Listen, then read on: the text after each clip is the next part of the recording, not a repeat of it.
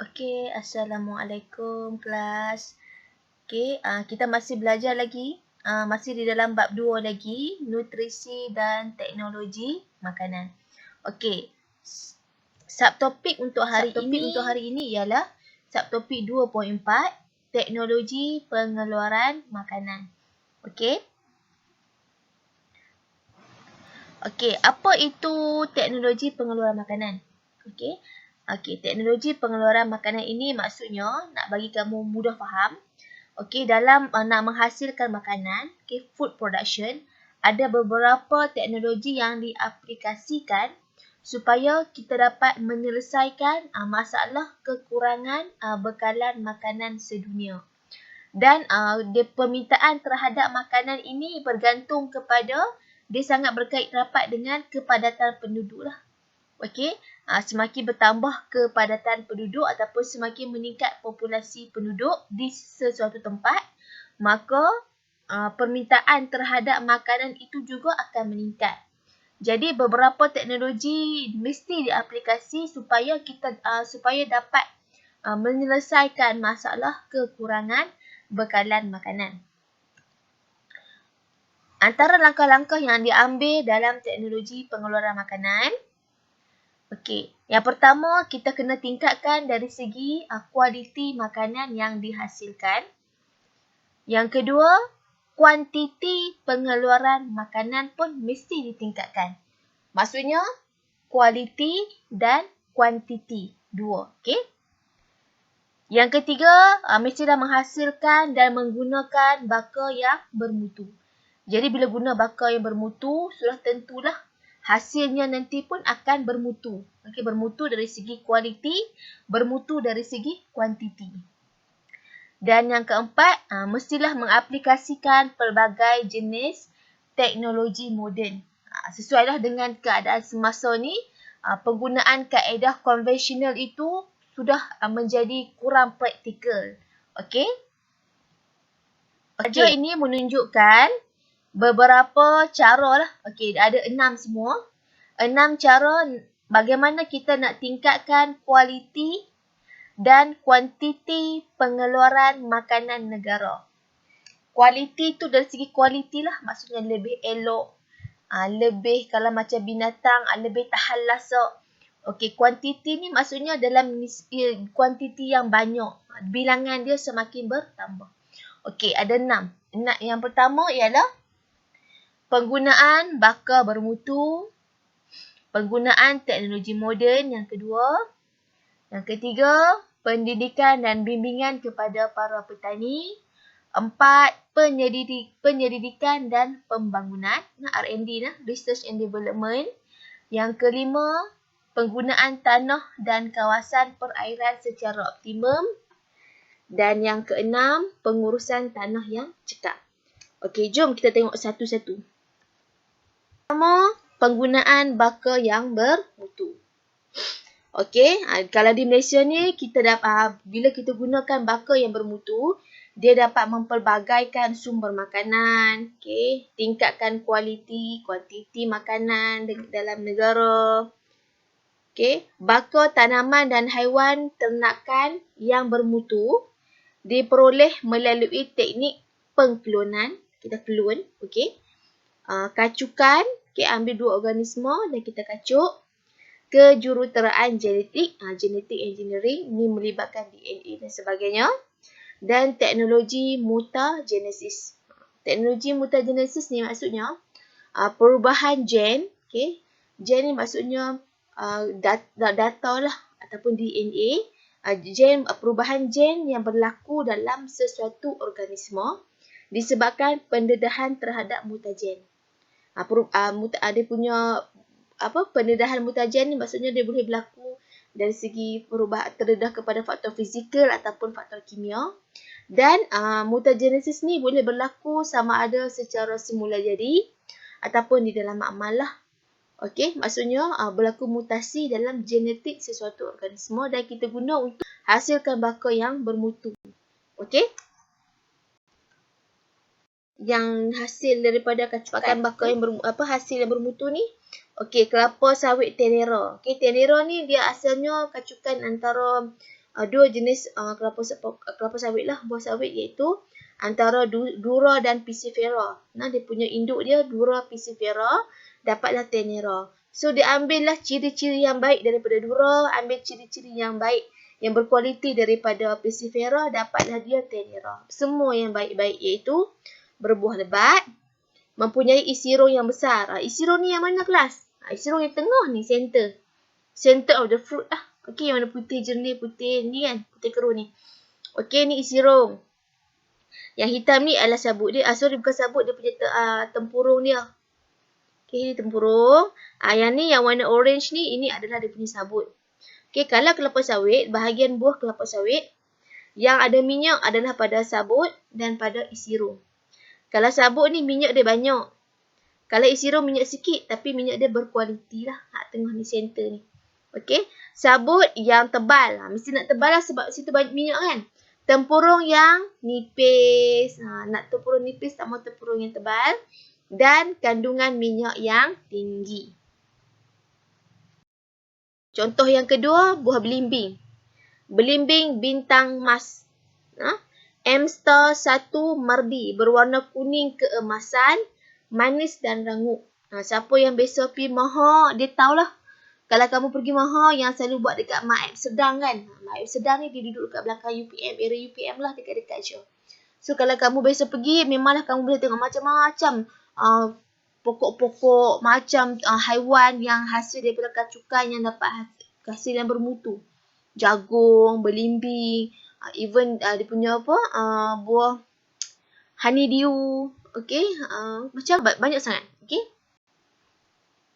Yang seterusnya, contoh seterusnya, betik exotica, saiz yang besar dan mempunyai isi yang manis. Isi yang manis, dia punya isi pun tebal. Ada contoh macam betik kampung. Pasal tak, kalau betik kampung, kita belah dia, nipis je kan. Ruang hak tengah ni, biji ya banyak, tapi isi tak ada. Isi nipis, tak mau macam tu. So, kita nak bakar yang berkualiti lah. Okay, bermutu. Terusnya kalau binatang, contoh lembu mafriwal. Ni hasil kacukan antara lembu sahiwal dan frisian. Ni jantan, induk jantan, ni induk betina. Dua-dua lembu ni hasilnya berasal daripada New Zealand dan Australia. Okey. Jadi, lembu tenusu kacukan ini menghasilkan susu yang banyak dan sesuai hidup di kawasan beriklim tropika. Sebab itu boleh diternak di Malaysia. Okey.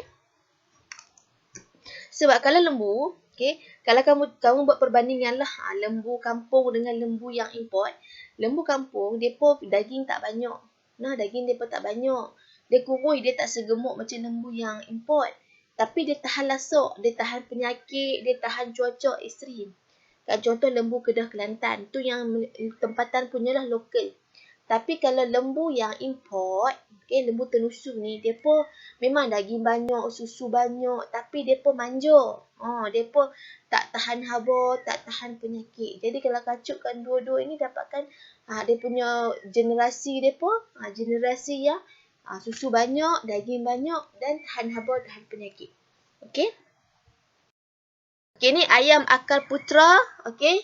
Ayam kacukan ni membesar dengan cepat. Daging mempunyai tekstur menyerupai ayam kampung. Ayam kampung ni dia punya daging nak lihat sikit kan. Kalau cikgu suka ayam kampung lah. Dia makan tak jemu. Kan? Nak dibandingkan ayam ni lah. Ayam yang diternak. Kan? Ayam yang diternak ni dia tak tahan lasak tau. Dia manja. Kalau kamu pergi tengok tempat orang ternak ayam kan. Orang bela ayam lerban tu. Bukan ayam kampung lah. Yang diberi dedak dan sebagainya tu. Kalau kamu ligan dia kan. Dia bukan buat lari, dia penat. Dia badan besar, dia gemuk. Bila kita ligan dia lari tak laju. Sat je kita boleh tangkap dia. Cuba hampa ligan yang kampung. Hampa ligan pada pagi hari ni, pagi esok, bila tu terdapat lagi dia. Punya dia aktifnya. Tu bezalah. Okey. Baik, kaedah yang kedua, nak tingkatkan kualiti dan kuantiti makanan ni, kita guna teknologi moden. Okey, diaplikasikan untuk tingkatkan kualiti dan kuantiti pengeluaran makanan. Contoh kan, kamu tengoklah ni, kalau untuk ni apa ni? Kuih kan? Kan bandingkan kita guna teknologi kan kita guna kaedah manual. Musim raya, contohlah kalau cikgu kalau nak buat kuih semperik tu, Kan memang perit kita nak picit dia guna ibu jari kita. Rasa macam nak terpatah ibu jari sebab duk picit kan. Kalau orang yang buat untuk komersial, buat berniaga, dia pun ada mesin dia pun. Cepatlah. Jadi dalam masa yang singkat boleh hasilkan produk yang banyak. Itulah kelebihan guna teknologi. Sama juga macam nak bancuh tepung, buat kek kan. Cuba bayangkan kita nak pukul telur dengan butter tu macam mana. Bukan mula-mula pukul telur dengan gula dengan butter. Banding dengan kaedah manual dengan kaedah kita guna teknologi. Kalau kaedah manual buat sebiji tak apalah. Kalau kena orang order 10 biji, kan? Tak meletup siku kawan tu. Contoh. Okey, baik. Okey, dan dia seragam lah. Dia seragam, dia sama saiz. Okey. Satu lagi lah, mesin pengisar. Mesin pengisi cecair mempercepat pemprosesan dan pengeluaran makanan. Cepatlah. Nak dibandingkan isi secara manual ni. Kalau kamu rajin, siapa yang suka tengok Agrotech kan? Agrotechnology punya program, satunya TV1 lah. Dia pun suka lah tunjuk macam mana packaging makanan dihasilkan. Kita boleh tengok ni mesin ni pun kan. Contoh macam buat keropok leko, dia pun tunjukkan kita macam mana nak hasilkan keropok leko yang sama saiz. Dia ada mesin dia. Okay, mesin yang untuk uli, kan? Untuk potong, untuk packing dia. Okay. Kelunan dapat mengekalkan ciri baik pada bakal tanaman dan haiwan ternakan. Klon lah. Okay, kita buat haiwan klon. Tanaman pun ada jugalah. Teknologi moden contohnya jentera kan. Jentera seperti traktor kan. Traktor, jentolok, jentuai. Okey. Mempercepat proses penanaman dan pemungutan hasil pertanian. Contoh mesin padi lah. Jentuai kan. Mesin padi. Cuba bayangkan. Tok Wan kita tanah ada bendang 10 kilo. Orang dulu mana ada mesin padi. Mereka buat manual tau. Apa istilah yang orang selalu guna, mengetam ke apa tau. Dia berkerak padi pakai sabit, pisau sabit tu kerak. Saat ni pukul pula nak bagi dia punya relay padi tu hilang daripada tangkai dia. Dulu memang manual, lambat lah. Lambat, lepas tu hasilnya pun sikit kan. Yang ni sat lah. 10 kalung tu sehari je kalau buat penawai pagi. Siap. Okey, selain daripada tu, bioteknologi seperti pemindahan embrio, pengklonan, kejuruteraan genetik diguna untuk meningkatkan kualiti dan kuantiti makanan. Ni makmal lah. Makmal. Drone pun teknologi jugalah. Okey. Maksudnya disembur pesticide, racun lah. Okey, sembur racun dapat menjimatkan masa dan mengurangkan kos tenaga kerja. Baru ni viral lah dekat Kedah kita. Dia guna drone untuk sembur racun dekat bendang Tok Wan dia. Dia balik cuti, dia ada drone. So dia guna drone lah untuk sembur racun Tok Wan dia. Viral. Cikgu nampak link video tu kat mana? Kat Facebook rasanya. Okey. Ni untuk kawasan yang luas lah. Okey. Kaedah yang ketiga, nak tingkatkan kualiti dan kuantiti bakal tanaman, nak dapatkan bakal yang bermutu ni. Pendidikan dan bimbingan untuk petani. Okay. Beberapa agensi atau institusi. Contoh macam Farmer, RISDA, Mardi, kan? Velcro. Okay. Memberi pendidikan dan bimbingan kepada petani untuk tingkatkan pengetahuan dan kemahiran dalam bidang pertanian dalam usaha untuk meningkatkan kualiti dan kuantiti pengeluaran makanan negara. Buat bengkel kan, Jabatan Pertanian contoh menganjurkan kempen contoh apa, kempen penanaman cendawan Volvarella kan, dia buat kelas lah kan, dia buat tunjuk demonstrasi, dia bawa lah bahan-bahan dia pun kan. Dia pun cerita lah macam mana nak buat suhu, macam mana tempat simpan, macam mana apakah medium nak diguna. Lepas tu bagi modal lah, contohnya modal permulaan kepada penduduk kampung kan. Lepas tu mereka pantau macam mana kalau ada masalah boleh berhubung dengan Jabatan Pertanian. Jadi bila dapat hasil nanti adalah cara pembayaran semula ataupun disalurkan begitu sahaja. Kan? Kalau kawan kampung cikgu, dia pun buat ni yang cendawan Volvarella tu. Kan free je, siapa nak join kelas tu free je. Lepas tu adalah modal permulaan dia, tak mahal pun. Kan? Okey? Okey, yang keempat, pembangunan. Buat research lah, R&D. Okey, untuk tingkatkan kualiti makanan, kuantiti pengeluaran makanan secara berterusan di seluruh dunia untuk mengatasi masalah kekurangan makanan global. Buat kajian. Kan? Buat kajian lah. Okey.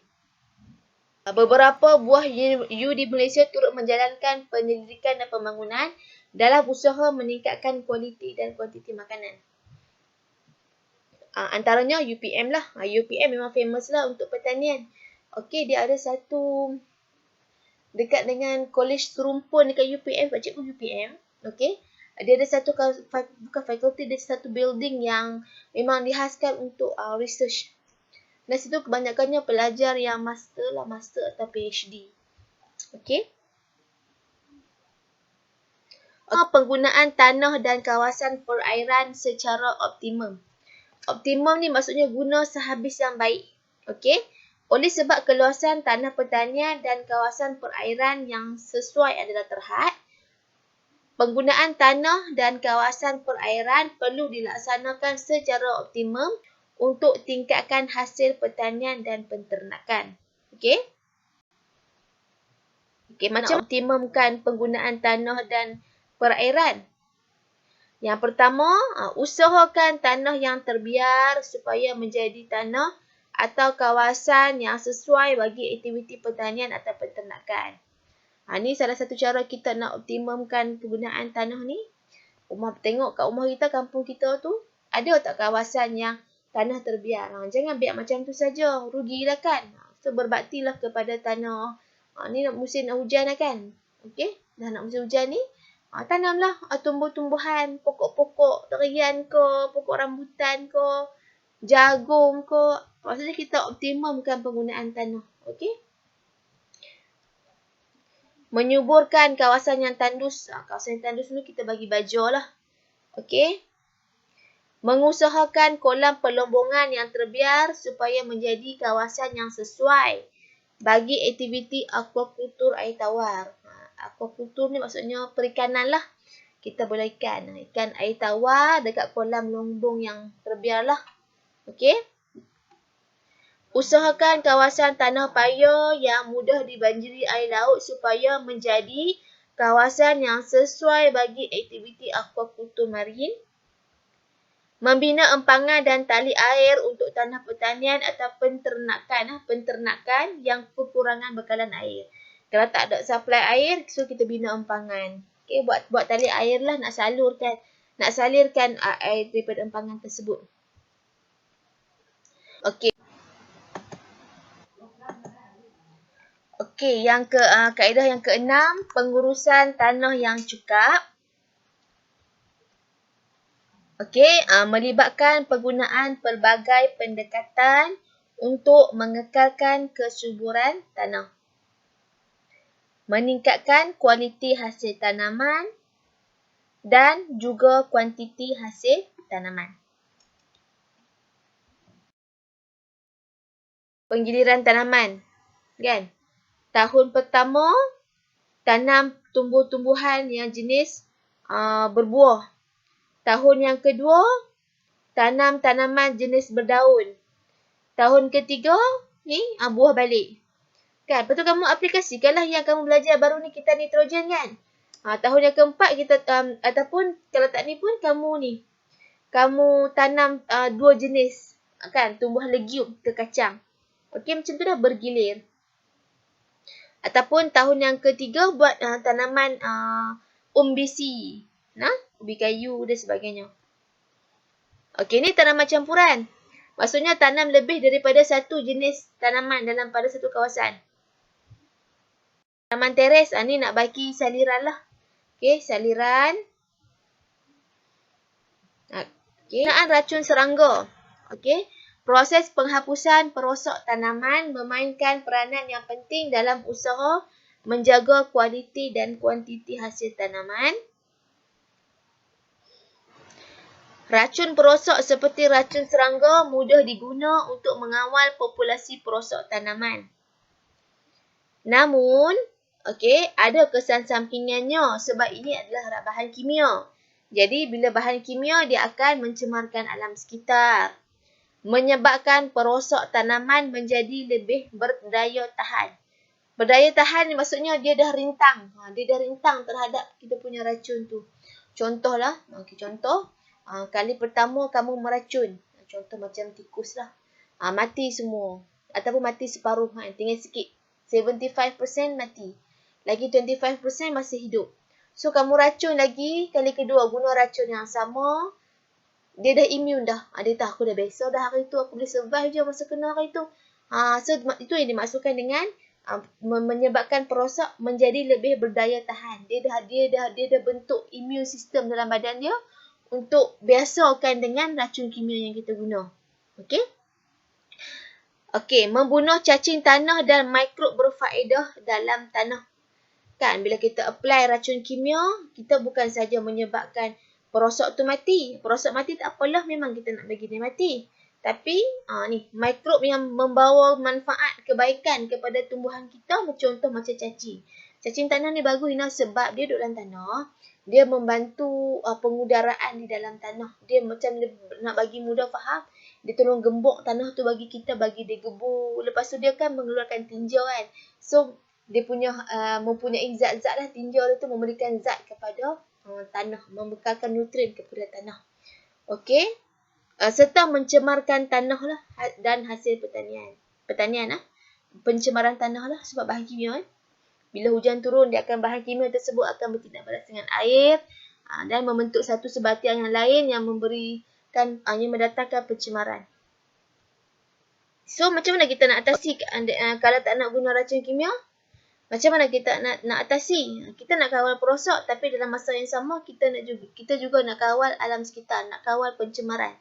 Okey, gunalah kaedah kawalan biologi. Okey. Ni biasa dengar kot. Biasa kan masa lower form. Okey. Kaedah yang mengaplikasikan interaksi antara organisma seperti mangsa-pemangsa. Okey, kita ternak haiwan pemangsa dalam kita punya kawasan tanaman. Dan hubungan antara parasitism, parasit lah, yang diguna untuk mengawal perosok tanaman di sesuatu habitat. Contoh kan, kumbang kura-kura ni, dia makan afid. Afid ni mangsa, ni pemangsa. Burung hantu pemangsa makan tikus, tikus mangsa. Jadual menunjukkan kelebihan dan kelemahan kawalan biologi. Mari kita tengok. Yang pertama, kita cikgu cerita tentang kelebihan dulu nah. Lebih mesra alam. Yes, betul. Tak guna bahan kimia kan. Tak memudaratkan kesihatan organisma lain kecuali perosok tumbuhan. Maknanya contoh, kalau macam bela burung hantu tu dia makan tikus je. Organisma lain macam cacing tanah ke, maksudnya benda yang baik-baik tak akan ada kesan dekat dia. Kan? Okey? Dia attack makanan dia je lah. Okey? Yang ketiga, tidak menyebabkan perosok tumbuhan berdaya tahan. Dia tak berwujud. Dia tak ada rintangan lah. Kan? Ada burung hantu main makan dia. Dia pun mati habis lah. Kan? Okey, lebih murah. Yes, lebih murah lah. Kalau bahan kimia, kalau racun mahal lah. Racun, kalau siapa biasa beli racun tu, satu tong yang 5 liter yang besar tu, kat RM50. Yang tu harga biasa tau, standard punya racun. Kalau racun yang lagi kuat, yang ada lagi kesan-kesan khas dia, tu lagi mahal. RM100 lah. Okey? Kelemahan kawalan biologi. Okey. Mengambil masa yang lebih panjang untuk mengawal populasi perosok tanaman. Yes, panjang lah. Sebab contoh, bela burung hantu. Sehari dia boleh makan berapa ekor je. Dia pun kenyang kot macam kita kan. Jadi dia ada limit dia lah.